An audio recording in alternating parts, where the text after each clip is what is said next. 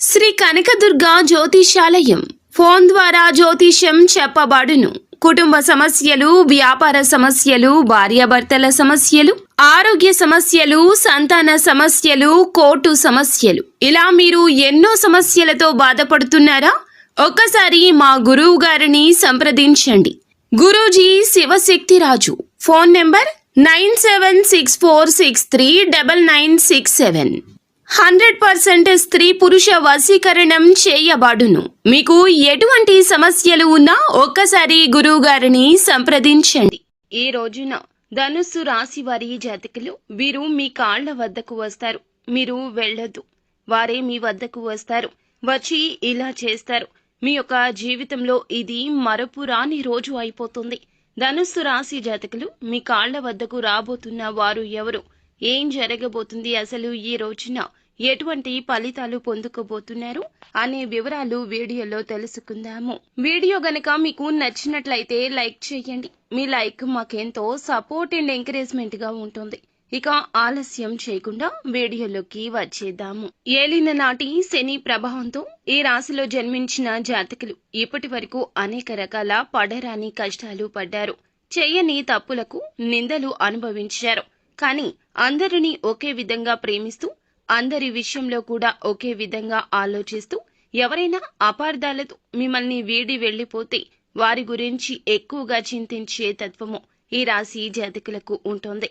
అందులకు గాను ఎన్నో రకాల కష్టాలు, అవమానాలు ఇప్పటి వరకు బహుమతులుగా పొందారు. అయితే ఇప్పుడు భగవంతుడు మీ యొక్క మొరను ఆలకించాడని చెప్పక తప్పదు. శని గ్రహం యొక్క అనుగ్రహం కలగబోతుంది. అన్నీ కూడాను ఇప్పటి నుంచి రివర్స్ జరుగుతాయి అన్నమాట. మీకు ఏదైతే అదృష్టం ఉంటుందో ఆ అదృష్టం అనేది ఇప్పుడు మిమ్మల్ని వెతుక్కుంటూ వస్తుందని చెప్పుకోవాలి. ఏప్రిల్ మాసం 22వ తేదీ మంగళవారం తిథి నాడు ధనుస్సు రాశిలో జన్మించిన జాతకుల విషయంలోకి వస్తే గనక, మీ వీధిలోని ఒక స్త్రీ ఈ రోజున మీ కాళ్ల వద్దకు చేరుకుంటుంది. తస్మాత్ జాగ్రత్త. తిరిగి మీ వద్దకు వస్తుంది. ఆ యొక్క స్త్రీ ఫోన్ చేస్తుంది, లేదా మిమ్మల్ని నేరుగా వచ్చి కలవవచ్చును.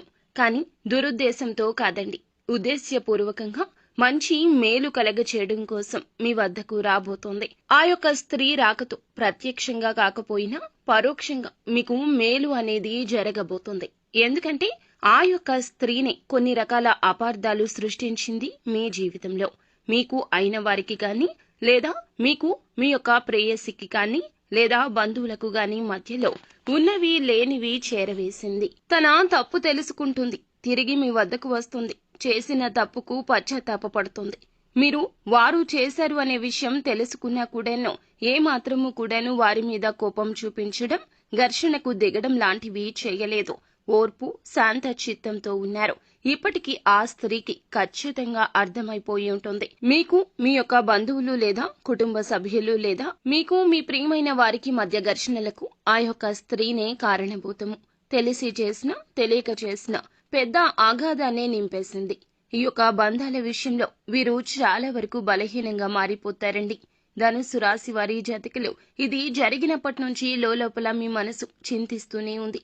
పైకి ఎంతో నవ్వుతూ కనిపించినా లోపల ఈ చీకటి మిమ్మల్ని ఎప్పుడూ అలముకుంటూనే ఉన్నది. అయితే భగవంతుని ఇచ్చ ఈ రోజున అకస్మాత్తుగా ఇలా నెరవేరబోతోంది. మీ యొక్క వీధిలోని స్త్రీని వీటి అన్నింటికీ చెక్ పెట్టబోతోంది. భగవంతుడే తగిన గుణపాఠం వారికి నేర్పించారని చెప్పక తప్పదు. అయితే మీరు చేయాల్సిందల్లా కోపాన్ని, ఆవేశాన్ని కంట్రోల్ చేసుకోవడం ఇక అలవాటు చేసుకోండి. అదేవిధంగా ఎవరైనా ఏదైనా తప్పు చేస్తే పెద్ద మనసుతో క్షమిస్తారు. కానీ కొంతమంది విషయంలో మాత్రం అలా ప్రవర్తించకూడదు. వారి వల్ల మనకి కష్టాలే తప్ప జీవితంలో ఎప్పటికీ సుఖాలు ఉండవు. ఈ విషయం గుర్తుంచుకొని శత్రువులుగా భావిస్తున్న వారిని దూరం పెట్టడం అంటే మాట్లాడకుండా ఉండడం అని కాదండి. ఇక మీ పర్సనల్స్ ఏమీ షేర్ చేయకూడదు. మీకు వచ్చిన అవకాశాల గురించి చెప్పకూడదు. వారిని దగ్గరగా అస్సలు భావించకూడదు. మీరు చేసిన ఈ తప్పిదం ఇప్పటి ఈ కష్టాలకు కారణభూతమని చెప్పక తప్పదు. కావున తప్పు మీ వైపు నుంచి కూడా జరిగింది. కావున ఇక నుంచి కొంచెం జాగ్రత్తగానే ఉండండి. ఇక మిగిలిన అంశాలు చూస్తే, విదేశాలకు వెళ్లిన వారు ఉద్యోగాలు రాక తిరిగి వచ్చే ప్రమాదం కనిపిస్తుంది. అలాగే కొన్ని రకాల కేసుల్లో చిక్కుకునే ప్రమాదం కూడా భవిష్యత్తు రోజుల్లో కనిపిస్తుంది. ఇది మీకు కాస్తంత కష్టకాలంగా కూడా చెప్పడం జరుగుతుంది. మిశ్రమ ఫలితాలు అయితే కనిపిస్తున్నాయండి. ఏలిన నాటి శని ప్రభావం కూడా ఈ విధంగా కనిపించిపోతుంది. కావున అప్రమత్తంగా ఉండండి. మీనరాశిలోకి శని ప్రవేశించే సమయానికి మీనరాశిలో ఏలిన నాటి శని 2వ దశ ప్రారంభమవుతుంది. ఈ దశ ఈ జాతకులకు కాస్త ఇబ్బందికరంగా సమస్యాత్మకంగా కనిపిస్తుంది. కావున మోసపోయే విషయంలో జాగ్రత్త. కొన్ని రోజుల పాటు నూతన పెట్టుబడులు పెట్టడం కూడా మీకు అస్సలు మంచిది కాదని చెప్పడం జరుగుతుంది. తీసుకునే నిర్ణయాలు కూడాను సొంతంగా స్వలాభం కోసం తీసుకోవద్దు. ఇత్యాది జాగ్రత్తలు తప్పనిసరిగా తీసుకోండి. నిత్యం శివారాధన చేయండి. మీకు ఎంతో మేలు కలుగుతుంది. అలాగే విష్ణు సహస్రనామ పారాయణం కూడా పఠించండి. అంతా మంచి